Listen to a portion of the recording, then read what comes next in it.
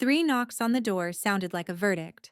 It wasn't the friendly knock of a visiting friend, nor the hurried rap of a delivery person. This was the knock of demand, a sound of power and impatience that I had known since I was a child.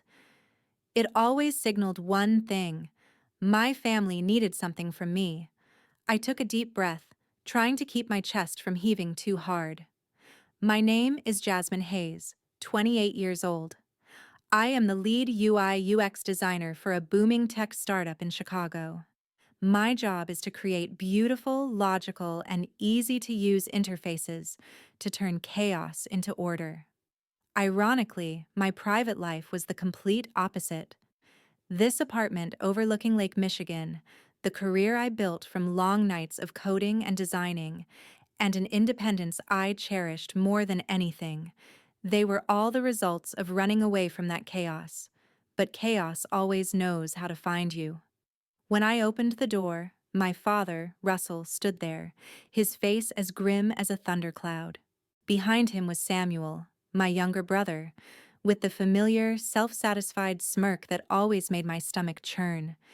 He stood there, hands in the pockets of his expensive jeans, looking as if he had just dropped by to watch an amusing play. My mother, Betty, stood a step back, her gaze flicking past me before quickly fixing on her shoes. As always, she chose to become invisible. Her silence was worse than 1,000 accusations. "May I come in?" Russell didn't ask. He announced. He walked straight into my apartment. Samuel slipped in after him, his smirk widening as he glanced around my minimalist space, a look of both envy and contempt. "You will pay your brother's debt." My father's voice wasn't loud, but it was heavy, landing in the quiet space of the room like a stone. He walked over to my coffee table and slammed a folder of papers on it. The sound was sharp, resonant. $12,000 by noon tomorrow. $120,000. The number hung in the air between us. It wasn't a request. It was a command. I glanced at the papers. The logo of a loan shark company.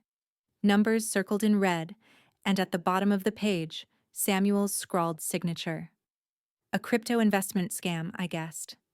The script was always the same, only the numbers grew larger.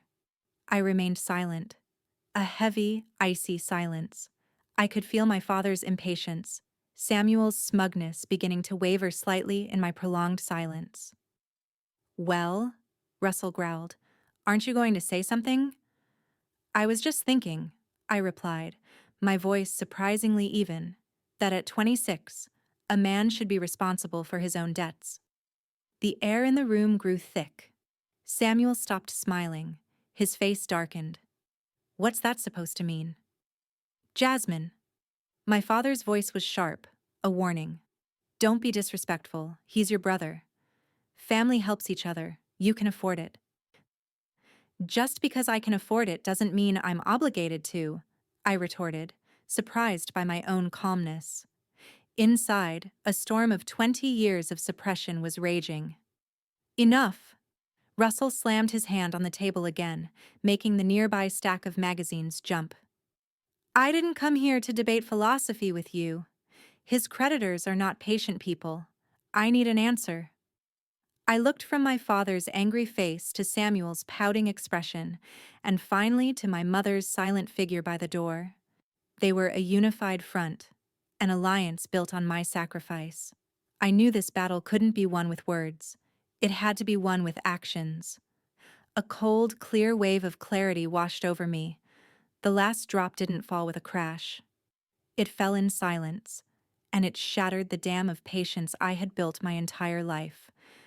I would give them what they wanted: an act. I let out a long sigh, a sigh of fatigue, of feigned surrender. "I don't have $12,000 readily available in my checking account. Nobody has that much cash on hand, Dad. You know that." The tension in Russell's face eased slightly. This was the kind of dialogue he was familiar with. A conversation about logistics, not feelings. It was practical. It was solvable. I need to liquidate some of my company stocks. That will take time, I continued, my tone completely professional, as if speaking to a client. Come here tomorrow morning, 10 o'clock. I will have a bank check ready. We can go to the bank together if you want. The offer to go to the bank together was a clever move. It made my plan seem transparent. It soothed my father's suspicion. He studied me for a long moment, searching for any sign of deceit.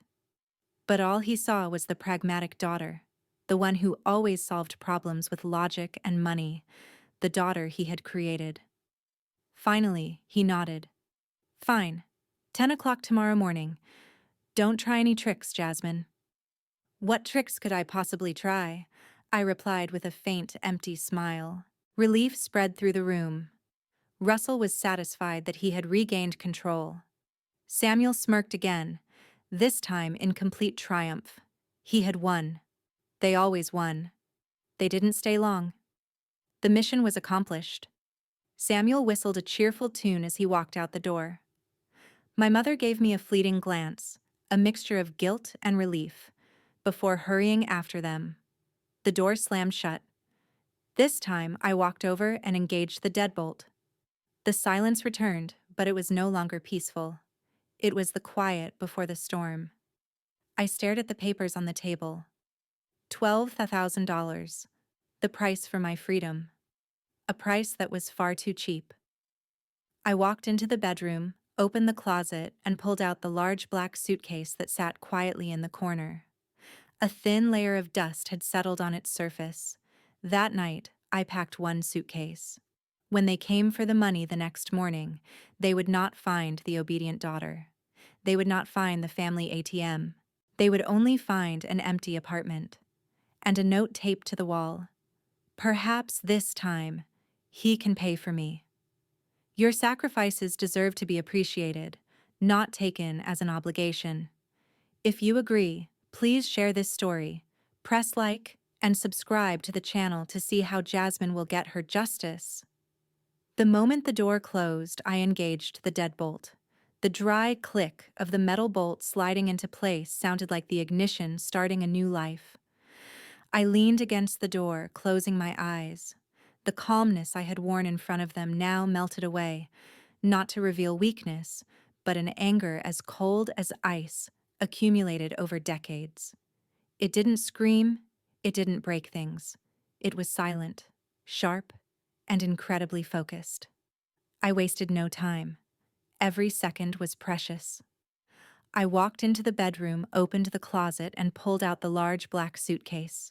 As my fingers brushed against its hard shell, the memories I had tried to bury began to surface, not chaotically, but as clearly as files opening on a computer screen. First memory, 18 years old. I was sitting in my room, the floor covered with sketches, my hands stained with charcoal. The acceptance letter from the School of the Art Institute of Chicago lay on my desk, its formal printed words like a promise of a brilliant future. It was everything I had ever dreamed of. But then my father walked in, without knocking. He didn't look at my drawings. He just placed a folder of Samuel's tuition bills on top of the acceptance letter. Samuel had just been accepted to an expensive private university, and he wanted a car to keep up with his peers. Jasmine, my father said, his voice even. Art is nice, but it doesn't pay the bills. The tech industry is booming. A smart person like you could make a lot of money. He didn't order me. He did something worse. He turned my sacrifice into a practical choice, a wise decision made by a responsible daughter. That week, I tore up the acceptance letter, enrolled in computer science at a public university, and started working a part-time job. Samuel got his car, and I got a dead dream and a promising career path. I told myself I was doing the right thing, for the family. I folded my favorite cashmere sweater and placed it in the suitcase. It was soft and warm, a small luxury I had treated myself to after a promotion. Second memory, 23 years old. I had just received my first bonus. It wasn't large, but it was the fruit of a year of exhausting work. I had planned to use it to pay off some of my student loans. But then Samuel called, his voice panicked, from somewhere in Europe. He had gone on a journey of self-discovery after graduating. That journey, it turned out, was entirely funded by credit cards. "Sis, they won't let me on the plane home if I don't pay the hotel bill." He sobbed into the phone. "Just a little. I promise I'll get a job when I get back and pay you back." A little was nearly $10,000, my entire bonus and a portion of my savings. I transferred the money. Of course I did. My mother called right after, thanking me profusely for saving your brother. Samuel returned, tanned and without a shred of remorse. He never looked for a job. He never paid me back a single cent. I placed the charging cables and my external hard drive into a mesh pocket. My tools. The things that had created the money they always considered communal property. Third memory, 26 years old. Samuel wanted a sports car, a glossy blue BMW. Of course, he didn't qualify for a loan. His credit history was a battlefield. So, the family organized a dinner. My father talked about the importance of keeping up appearances. My mother talked about how Samuel needed a good car to meet with partners. It was all a well-staged play leading to the final question: "Jasmine, can you co-sign the loan for your brother?" I objected. For the first time, I actually said no, but then my mother's tears, my father's judgmental silence, and Samuel's sweet promises wore down my resistance. I signed my name on that paper. 6 months later, Samuel missed the first payment. The bank called me. For 2 years, I had to make payments on a car I had never sat in, the car Samuel used to drive his girlfriends around and show off on social media. I zipped the suitcase shut. The sound was decisive in the quiet room. Enough. No more reminiscing. It was time for action. I sat down at my desk, opening my laptop. The screen lit up, reflecting my unusually calm face. I wasn't acting impulsively. I was executing a plan that had been conceived in disappointment and perfected during long, sleepless nights. I called it the Liberation Plan. First action: a phone call. "Bennett Law Office, how can I help you?" "I need to speak with Sarah," I said. "Tell her it's Jasmine Hayes calling. Activate Plan G." Sarah Bennett wasn't just my lawyer, she was my best friend from college, the only one who had witnessed the full extent of the exploitation I endured. Plan G was our code, short for getaway. "Jasmine?" Sarah's voice came on the line, half asleep but instantly alert. "Are you sure?" "More sure than I have been of anything in my life," I replied. "All right, I'm on it. Everything will be executed when the market opens tomorrow morning. You will be completely legally secure." Second action: finances. I logged into my accounts. With a few clicks, I began the process of transferring the majority of my liquid assets, stocks, bonds, cash, into an irrevocable trust that Sarah had helped me set up 6 months prior. Once the money was in there, legally, it was no longer under my direct ownership. It was managed by a third-party trustee and protected from anyone, including my family, who might try to sue for the money. It was a financial fortress. I froze the joint checking account I still kept with my mother for her convenience with groceries, which was actually for her to secretly subsidize Samuel. Third action: evidence. For years, I had saved everything. Every pleading text message, every promising email, every bank transfer statement with the note, "Loan for Sam." I organized them into an encrypted folder in the cloud. I created a backup copy on a small silver USB drive. This wasn't revenge. This was the truth. The truth would protect me from the accusations of ungrateful or cruel that I knew would surely come. I sent a secure link to the folder to Sarah. The USB drive I would leave behind. A parting gift. Finally, I took out a yellow sticky note and a black ink pen. My hand didn't tremble. I wrote quickly and decisively, each letter appearing clear and sharp. Perhaps this time he can pay for me. I didn't sign it. It wasn't necessary. They would know. I stuck the note on the empty wall opposite the entrance, the first place they would look. It looked small and lonely, but its weight was immense. I looked around the apartment one last time. The Chicago streetlights cast long streaks of light across the floor through the window. This place had once been my pride. Now it was just an empty shell. But I didn't feel sad. I felt relieved. Like shedding a weight I had carried for so long, I had forgotten what it felt like to be without it. I picked up my suitcase, grabbed my wallet and car keys. I didn't look back. I opened the door, stepped into the hallway, and closed it behind me. I left in the night with only one suitcase and a new beginning waiting ahead. 10 o'clock the next morning, the Chicago sky was clear and windy. The early sun sparkled on the surface of Lake Michigan, a scene so peaceful it was ironic. Russell and Samuel stepped out of his luxury sedan, both wearing the confident air of victors. Russell walked ahead with long strides, his suit immaculate, his face exuding the authority of a man coming to collect a confirmed debt. Samuel followed more leisurely, scrolling on his phone, perhaps looking at the things he would buy with the impending money. He had no doubts, neither did his father. They never had to doubt me. They arrived at my apartment door. Russell pressed the doorbell, a decisive push. There was no answer. He frowned, looking at his expensive Swiss watch. 10:02. "She's never late," he muttered, impatience creeping into his voice. He pressed the bell again, this time holding it longer, the chime ringing shrilly inside the silent apartment. Still, only silence replied. Samuel laughed, a condescending sound. "Come on, Dad. She's probably just being a little dramatic. Let me." He stepped forward, pulling a key from his pocket. "I made a copy a long time ago, for emergencies." That sentence, the casual way he assumed the right to invade my private space, summed up our entire relationship.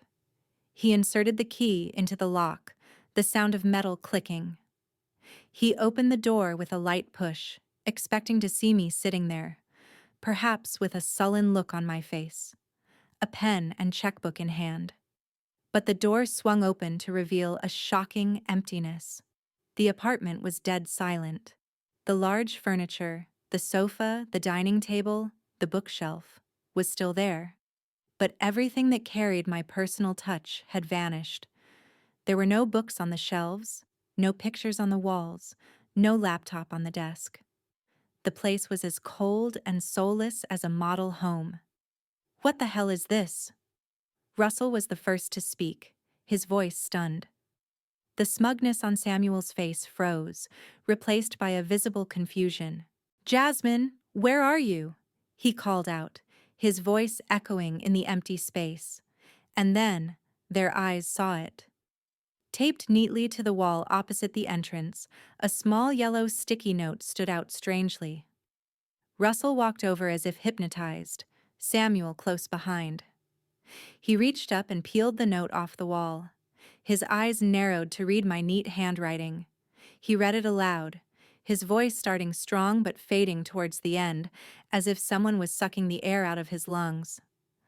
"Perhaps this time. He can pay for me." Silence fell.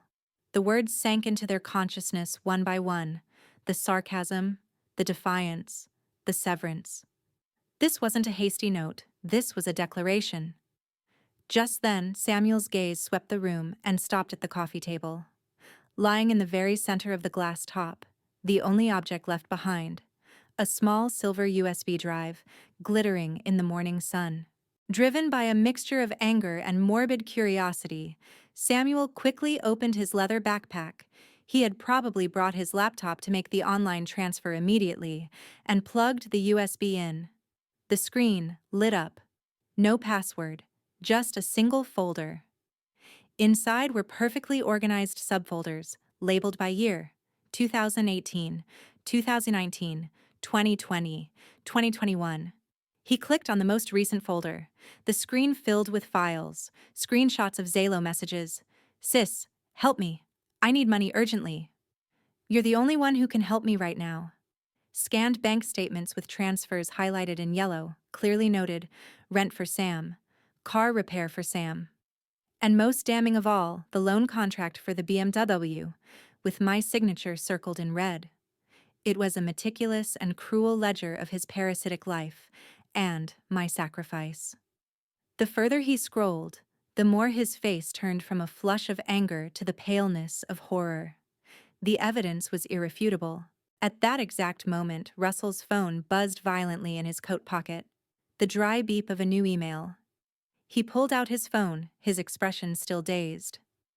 The sender, Bennett Law Office. He opened the email.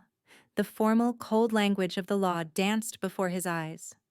Dear Mr. Russell Hayes, we are writing to inform you that our client, Ms. Jasmine Hayes, has officially transferred all of her assets into an irrevocable trust. As of today, all forms of financial support from our client to your family will permanently cease. Any future attempts at contact should please be made through our legal office. The phone slipped from Russell's numb hand, landing on the Persian rug with a soft thud. Everything collapsed. This wasn't an impulsive tantrum. This was a meticulously planned escape, protected by fortified legal walls. She didn't just leave. She had built a fortress around herself, a place they could never reach again. The permanent smirk vanished from Samuel's face. It was replaced by a pure, wild panic. Dad, what are we going to do now? He stammered. But Russell didn't answer. He staggered backward, sinking against the arm of the sofa, his entire strength seemingly drained. The man who always stood tall, who was always in control, now looked small and helpless. The two of them stood there, in the empty apartment, surrounded by the silence of my absence and the blatant evidence of their own making. The game was over, and for the first time in their lives, they had lost. The silence in my apartment didn't last long. It was shattered by the shrill ring of Samuel's phone. He flinched, pulling the phone from his pocket with a trembling hand. The screen displayed a name he didn't recognize, but his panicked intuition knew exactly who it was. He glanced at his father with a pleading look. "Answer it," Russell ordered, his voice hoarse. Samuel swallowed hard, swiping the screen with a shaky finger. "Hello?" The voice on the other end was inaudible, but the tension on Samuel's face said it all. He cringed, listening, occasionally stammering nonsensical phrases. I'm trying. Just a little delay." The call ended abruptly. Almost immediately, his phone rang again. A different number. Then another. The vultures had smelled the carcass. Pure panic erupted. Samuel began pacing the empty room, running his hands through his hair, muttering incessantly. "They're going to find me, Dad. They said they know where you and Mom live. They're going to come to our house." For the first time in his life, Russell had no answer. His authoritarianism was built on a simple foundation. There was always a solution named Jasmine. Now that foundation had been pulled out from under him, and his entire power structure collapsed. He looked at his panicking son, not with pity, but with a burgeoning disgust. He didn't see a child in trouble. He saw a mistake, a bad investment that couldn't be salvaged. They left my apartment like defeated men. When they returned to their spacious suburban home, where Betty was waiting anxiously, the atmosphere was as heavy as lead. Betty saw their faces and knew immediately that something was wrong. "Where's the money?" she asked, her voice trembling. Russell didn't answer. He went straight to the bar in the living room and poured himself a full glass of whiskey. Samuel collapsed onto the sofa, burying his face in his hands. Their silence answered Betty's question. She sank into the opposite armchair, her hands clasped together, her once beautiful face now crumpled with worry. Their small, perfect empire was beginning to fracture from within. The following days were a series of escalating nightmares.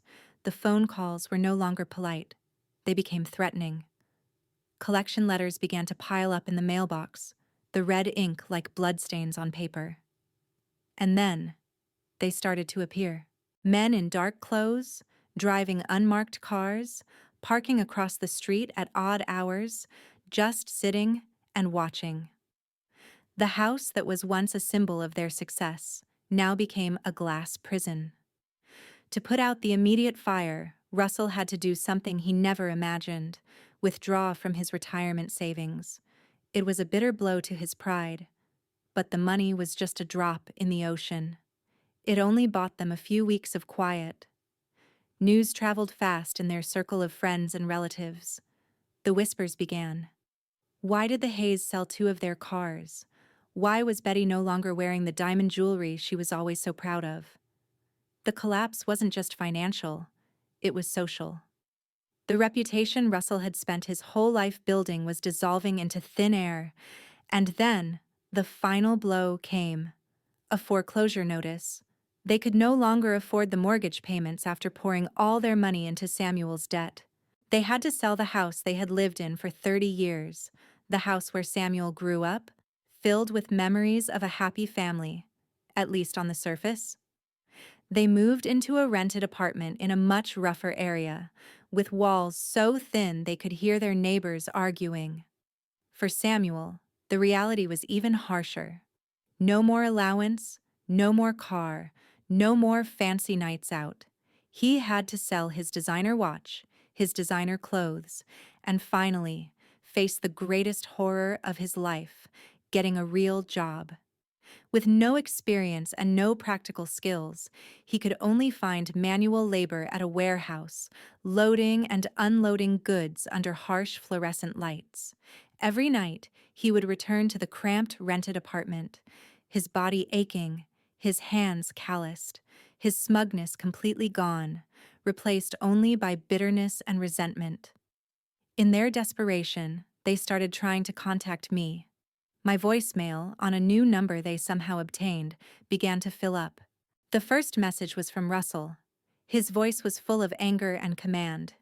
"Jasmine, what the hell do you think you're doing? Do you have any idea what you've caused? Call me back immediately. I'm ordering you." The second message, a few days later, was from Samuel. A mixture of anger and pleading. "You've ruined my life. Are you happy? Everything I was building, just call back, okay? We can work this out.